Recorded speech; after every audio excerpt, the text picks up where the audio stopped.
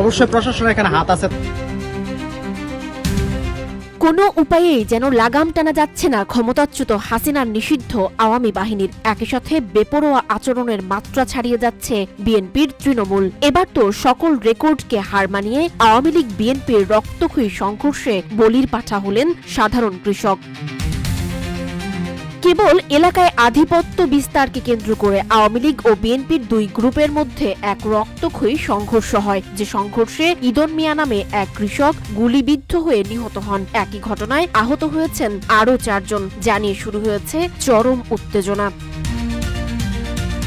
ঘটনাটি ঘটেছে বৃহস্পতিবার ভোরে নরসিংদীর সদর উপজেলার আলোকবালী ইউনিয়নের মুরাদনগর গ্রামে। জানা যায় 5 আগস্টের পূর্বে আলোকবালী ইউনিয়ন আওয়ামী লীগের সভাপতি অ্যাডভোকেট আসাদুল্লাহ ও আলোকবালী ইউপি চেয়ারম্যান দেলোয়ার হোসেন দীপু সরকার তাদের দলবল নিয়ে এলাকায় প্রভাব বিস্তার করে আসছিলেন। বিএনপির নেতাকর্মী ও সমর্থকদের ওপর অত্যাচার নির্যাতনও করতেন তারা। ফলে তাদের অত্যাচারে বিএনপির নেতাকর্মী ও সমর্থকরা বাড়ি ঘর ছেড়ে পালিয়ে বেড়াতেন।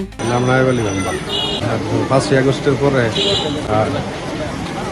শেখ হাসিনা যখন দেশ ছেড়ে পালিয়ে গেছে, তখন তাদের লোকজন যারা আছে সবাই দেশ ছেড়ে গেছে, পালিয়ে গেছে, ঠিক আছে। কিন্তু গিয়া সেরা মনে করেন এই 1 বছরের ভিতরে তারা আবার গুছায় সেরা আজকে সকাল পূর্বে 5টার দিকে তারপর অতর্কিত হামলা করছে।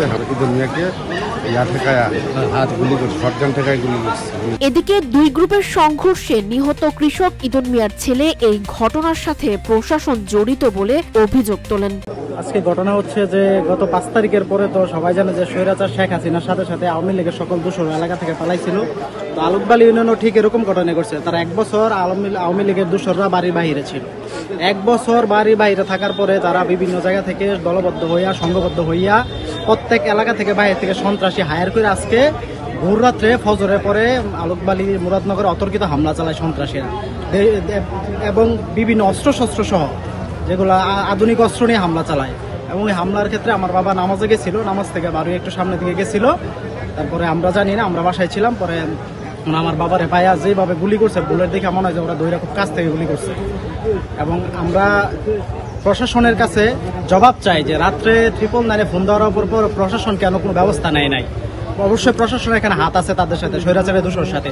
আমরা অবিলম্বে প্রধান উপদেষ্টার কাছে বিচারের দাবি জানাচ্ছি। প্রশাসন থেকে শুরু করে যত জায়গায় এই স্বৈরাচারের দোষররা বসে আছে তাদের দৃষ্টান্তমূলক শাস্তি ব্যবস্থা করতে হবে। এবং আমরা চাই, আমার বাবা একজন নিরহ কৃষক মানুষ ছিলেন। আমরা 2 ভাইও, আমিও দেখেছে বাজারে ফার্মি চালায়, আমার ভাই হেলথ কেয়ারে চাকরি করে। আমরা নিরহ মানুষ, আমার বাবাকে কেন এইভাবে তারা হত্যা করলো? আমরা এটা প্রশাসনের কাছে জবাব চাই এবং দৃষ্টান্তমূলক শাস্তি চাই, ফাঁসি চাই। খুনিদের অবিলম্বে বিচারের আওতায় এনে তাদের ফাঁসির রায় কার্যকর করতে হবে। আহত মোস্তাকিম, আবুল মিয়া, মোহাম্মদ শাহ আলম ও রাকিব মিয়াকে প্রথমে নরসিংদী সদর হাসপাতাল এবং পরে মুমূর্ষু অবস্থায় ঢাকা মেডিকেল কলেজ হাসপাতালে প্রেরণ করা হয়েছে। নরসিংদী মডেল থানার ভারপ্রাপ্ত কর্মকর্তা মোহাম্মদ ইমদাদুল হক ঘটনার সত্যতা স্বীকার করে বলেন, অভিযোগ পেলে দোষী ব্যক্তিদের বিরুদ্ধে আইনানুগ ব্যবস্থা গ্রহণ করা হবে।